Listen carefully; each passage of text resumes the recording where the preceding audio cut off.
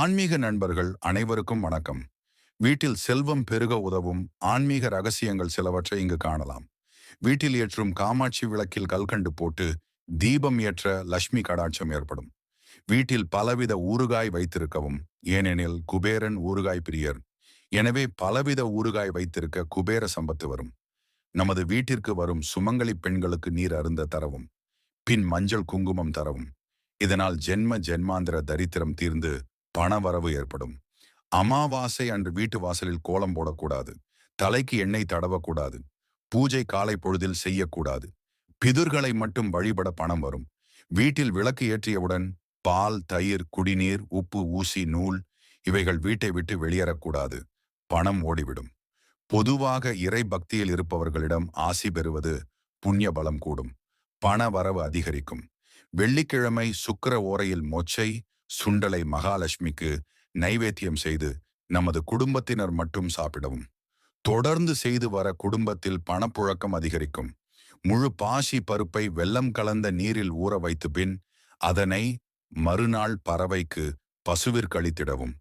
இதனை தொடர்ந்து செய்து வர பணத்தடை நீங்கும்.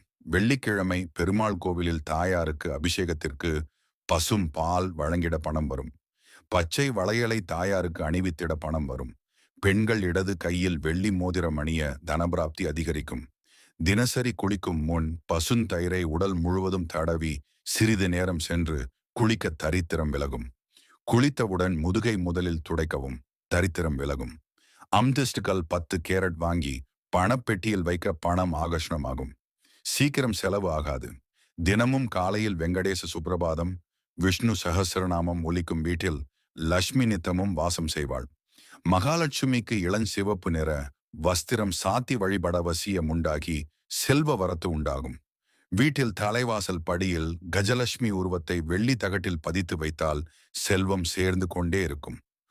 ஒவ்வொரு மாதத்தில் வரும் பௌர்ணமி என்று சத்யநாராயண பூஜை செய்ய செல்வங்களை பெறலாம். ஐப்பசி மாத வளர்ப்பிறையில் மகாலட்சுமியை வழிபட செல்வம் பெருகும்.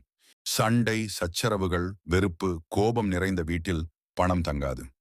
பால், தயிர் போன்ற பொருட்களை கெட்டுப்போக வைப்பது, மூடாமல் திறந்து போட்டிருப்பது போன்ற செயல்களால் பணம் தங்காது. வீட்டிற்கு தேவையான அத்தியாவசிய தேவைகளை செய்யக்கூட கஞ்சத்தனம் பார்க்கும் வீடுகளில் விரய செலவுகளே ஏற்படும்.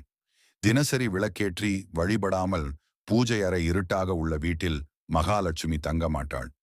வீட்டை குப்பை குடோன் போல வேண்டாத பொருட்களை அடுக்கி வைத்திருப்பது, ஒட்டடை, தூசுகளோடு சுத்தம் செய்யாமல் வைத்திருக்கும் வீடுகளில் பணம் தங்குவதில்லை.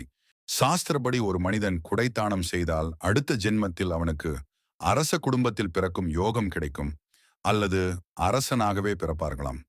முகச்சவரம் மற்றும் முடிவெட்டி கொண்டவர்கள் குளிக்காமல் இருந்தால் சாஸ்திரப்படி அவர்களது புண்ணிய கணக்கு குறைந்துவிடும்.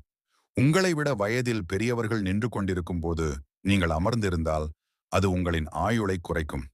பெரியவர்களுக்கு அமர இடம் தரும்போது உங்கள் ஆயுள் வளரும். பிள்ளையாருக்கு உடைக்கும் சிதறு தேங்காய் எண்ணிக்கை மற்றும் பலன்கள் ஒற்றை படையில்தான் சிதறு தேங்காய் உடைக்க வேண்டும். இரட்டை படையில் உடைக்கக்கூடாது. ஒரே ஒரு சிதறு தேங்காய் உடைப்பதால் நினைத்த காரியம் அல்லது செல்லும் காரியம் தடையில்லாமல் வெற்றியடையும். செய்யும் தொழிலில் வளர்ச்சி அடைய, நோயால் வாடுபவர்களும் 3 தேங்காய், கல்வியில் சிறந்து விளங்க, ஞானம் உண்டாக 5 சிதறு தேங்காய் உடைப்பது நல்லது. தீரா கடன் தொல்லைகள் தீர்ந்து மன நிம்மதி கிடைக்க 7 சிதறு தேங்காய், புத்திர பாக்கியம் பெற 9 சிதறு தேங்காய், திருமண தடை நீங்க 11 சிதறு தேங்காய் உடைத்து நேர்த்திகடன் செய்ய தடைகள் நீங்கும். கோவிலில் பூ வாங்குவது போல கனவு கண்டால் நல்ல அதிர்ஷ்டம் மற்றும் சுப பலன்களின் அறிகுறியாகும். உங்கள் வாழ்க்கையில் நல்ல மாற்றங்கள் வரப்போகிறது என்பதை குறிக்கிறது. தெய்வத்தின் அருள் கிடைக்கும். மேலும் குடும்பத்தில் சுப நிகழ்ச்சிகள் நடக்கும் என்பதையும் குறிக்கிறது. லட்சுமி தேவி யார் யாரிடம் தங்க மாட்டார் தெரியுமா? வீட்டை அசுத்தமாக வைத்திருப்பவர்கள், கட்டிய மனைவியை துன்புறுப்பவர், அடிப்பவர்களிடமும், கோபத்தில் கொடுஞ்சொல் பேசுபவர்கள், தெய்வ பிரசாதங்களை புறக்கணிப்பவர்கள், உழைப்புக்கு ஏற்ற ஊதியம் தராதீர்கள், அழுக்கு ஆடைகளை அணிபவர்கள், விருந்தினரை உபசரிக்காதவர்கள், வித்தை கற்றுக் கொடுத்த குருவை நிந்திப்பவர்கள், இரக்கமில்லாமல் பிறர் பொருளை தனக்கு சொந்தமாக்கிக் கொள்பவர்கள், ஈரக்காலுடன் உறங்குபவர்கள். இந்த 10 பழக்கம் உடையவர்களிடம் லட்சுமி தேவி தங்க மாட்டாள். நகை, பணம், டாக்குமெண்ட்ஸ், இழந்த பொருட்கள் இவற்றை திரும்ப பெற புதுக்கோட்டையில் உள்ள அரை காசு அம்மனை வழிபட வேண்டும். முடிந்தால் நேரில் சென்று வணங்கலாம்.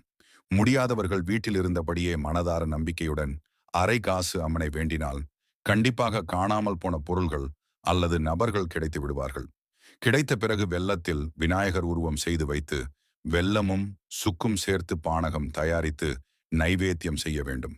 எண்ணில் அடங்காத பக்தர்கள் அரை காசு அம்மனின் கருணையால் இழந்தவற்றை திரும்பப் பெற்று மகிழ்ச்சியுடன் வாழ்கிறார்கள். மேலும் அரை காசு அம்மனை வழிபடுவதால் கணவன் மனைவி ஒற்றுமை மேம்படும், குடும்பத்தில் மகிழ்ச்சி நிலவும், குழந்தை பிறப்பு தடை, திருமண தடை நீங்கும். இது போன்ற ஆன்மீக தகவல்களுக்கு ஸ்பிரிச்சுவல் ஸ்ட்ரீம் சேனலை சப்ஸ்கிரைப் செய்யுங்கள்.